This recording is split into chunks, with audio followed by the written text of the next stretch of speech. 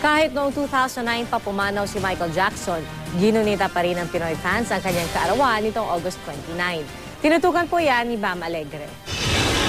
Happy birthday, Michael Jackson! Kabilang sa diehard MJ fans na nagpa-birthday party kahapon, ang showbiz writer na si Dali Ann Carvajal. OA na kung OA, pero ganun talaga ako ka-fanatic. In fact, sabi nga ni IC, yung son ko, Mami, ang Jackson family, nag-move on na, ikaw hindi pa. Ang mga memorabilia na ito paraan ng ilang fans para gunitain ang alaala ng King of Pop. Pero ayon sa kanila, mas buhay daw ang alaala ni Michael Jackson kapag may impersonator.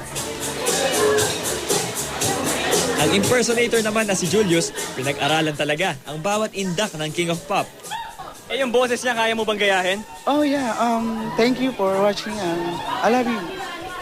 Ginunita rin ang gininto ang tinig ni MJ ng mga awit na sina Luke Mejares,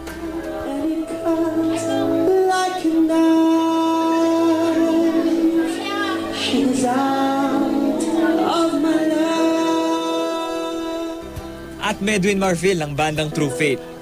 Like a perfect flower that is just beyond your reach.